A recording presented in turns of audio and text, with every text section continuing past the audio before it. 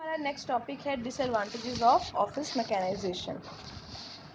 नुकसान क्या है, थोड़ा बहुत तो हम वैसे भी कर सकते हैं कि जैसे हमने इफ़ेक्ट पढ़े थे अनएम्प्लॉयमेंट वगैरह, वैसे यहाँ पे एक्सप्लेन भी किए होंगे।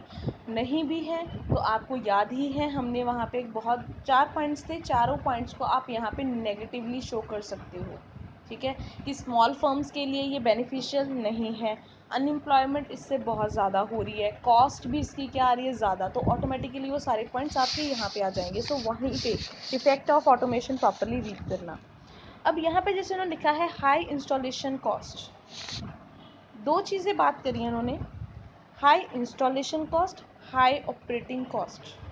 एक चीज़, एक मशीन लेके आए हैं, बहुत बड़ी मशीन है, जिसको मैं बोल दूँ कि जैसे मैंने मैगी बनानी है तो मैगी बनाने के लिए मुझे बहुत बड़ी मशीन चाहिए। ठीक है, या मैंने जैसे आपको पहले एग्जांपल दिया कि जो गोल्डन टेम्पल में मशीन लगी हुई है वो बहुत बड़ी है।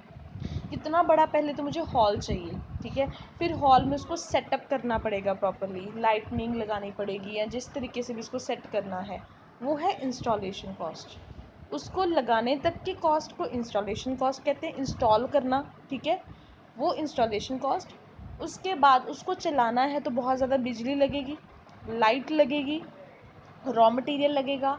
ठीक है, उसको लुब्रिकेट करना पड़ेगा, जिसको हम बोलते हैं तेल वगैरह देना, मशीन्स को साफ़ करना पड़ना है। ठीक है, उसकी रिपेयर के लिए ये भी मुझे खर्चा जो है पे करना पड़ेगा। इसको ऑपरेटिंग कॉस्ट कहते हैं। तो दोनों चीज़ें आपको नाम से सेम लगेंगी, बट अदरवाइज़ ये क्या है, दोनों डिफरेंट हैं। सो इनकी एक्सप्लेनेशन जो है वो प्रॉपरली आप लोग लिखोगे। हाई इंस्टॉलेशन कॉस्ट का मतलब क्या है, there is high cost involve in the installation process of the machines. So next हमारा यहाँ पे जो पॉइंट है, ठीक है, वो था इंस्टॉलेशन का, हम लोगों ने कर लिया। ओनली बिग जो ऑर्गेनाइजेशंस हैं वही उसको बाय कर सकती हैं, वही इसको इम्प्लीमेंट कर सकती हैं। उससे नेक्स्ट आता है हाई ऑपरेटिंग कॉस्ट। तो ऑपरेटिंग कॉस्ट मैंने आपको बताया है कि कुछ मशीन्स को जो चलाना है, या कुछ आपकी ऐसी इक्विपमेंट्स है जिनका खर्चा बहुत ज़्यादा हाई होता है।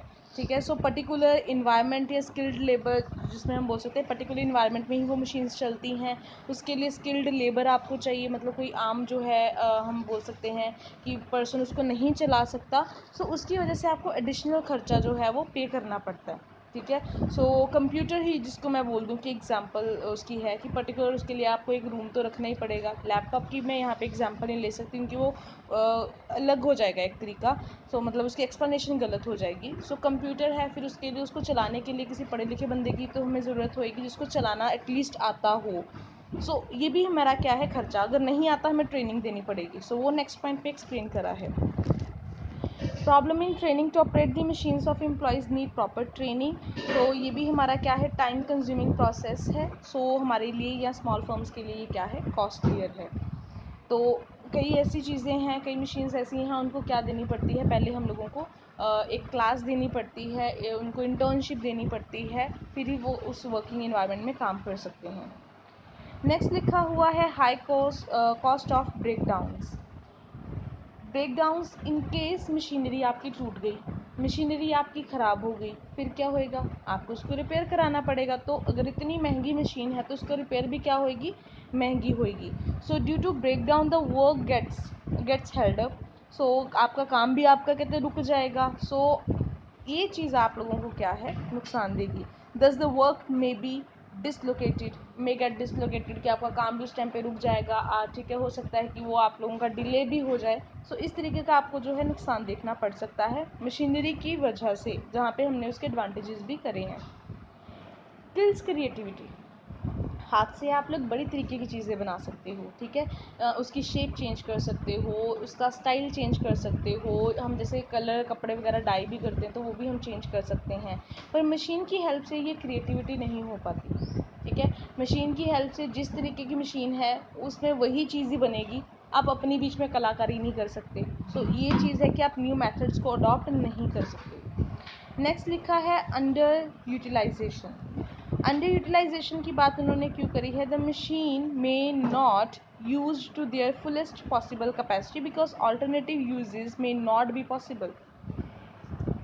और अल्टरनेटिव क्या होता है कि मान लो कि ये एक मशीन मैं लेके आई हूँ जिसमें मैंने मैगी बनानी है या जिसमें मैंने रोटियाँ बनानी है। अब उस मशीन को मैं कपड़ों के लिए तो यूज़ नहीं कर सकती ना, उसका कोई ऑल्टरनेटिव यूज़ नहीं है। इतनी महंगी मशीन लेके आई हूँ, सिर्फ उनमें से वही 2 चीज़ें वो प्रोड्यूस हो सकती हैं, इसके अलावा उसका कोई यूज़ नहीं है। तो ये चीज़ कहते हैं आपको बड़ा इसका नुकसान है, जिसका कोई ऑल्टरनेटिव यूज़ नहीं है। नेक्स्ट लिखा है इनफ्लेक्सिबिलिटी ऑफ ऑफिस सिस्टम। ये अगर मैं क्रिएटिविटी के साथ लिंक कर दूँ तो ऑलमोस्ट सेम ही होएगा कि फ्लेक्सिबल नहीं है सिस्टम, क्रिएटिविटी आप अपनी शो नहीं कर सकते। सो यहाँ पे एक चीज़ लिखी है, if the operator is not available और एब्सेंट, तो आप उस मशीन को चला भी नहीं सकते। सो फ्लेक्सिबिलिटी ज़्यादा नहीं है। The machine will remain idle and the work will be stopped. तो अगर वो पर्सन नहीं आया तो मशीन को कोई और चला तो सकता नहीं है, तो काम भी आपका उतने देर के लिए रुका रहेगा। नेक्स्ट लिखा हुआ है अनएम्प्लॉयमेंट प्रॉब्लम, ये अपने आप कर लेना, आपको पता है। एक लिखा हुआ है last one, the risk of obsolescence. Obsolescence होता है आउटडेट। जब आपकी मशीनरी आउटडेट हो गई है, जैसे पहले मशीन्स जो चलती थी, जैसे पहले colour TV black and white TV चलता था, अब वो क्या हो गया, ऑब्सलीट, ऑब्सिलेंस हो चुका है, ऑब्सलीट हो चुका है, अब उसका कोई यूसेज नहीं है। लोग उन चीज़ों को ख़रीदना भी पसंद नहीं करते, ब्लैक एंड वाइट टीवी को। फिर कलर टीवी आया, अब एलईडी आ गए हैं। सो ये चीज़ें क्या है, रिस्क ऑफ ऑब्सिलेंस, क्योंकि ये मशीन्स ऐसी हैं, ये चीज़ें ऐसी हैं कि जो 2-3 साल या 10 साल बाद ये चीज़ें ख़त्म हो जानी है। ठीक है, इसका ट्रेंड चेंज हो जाना है, नई मशीनरी आ जानी है, जिसकी वजह से आप बार बार इतना खर्चा तो कर नहीं सकते। सो आपको इसका नुकसान उठाना पड़ सकता है, हर 10 साल बाद नई मशीन लेके आओ करोड़ों की। तो ये हमें क्या है, डिसएडवांटेज।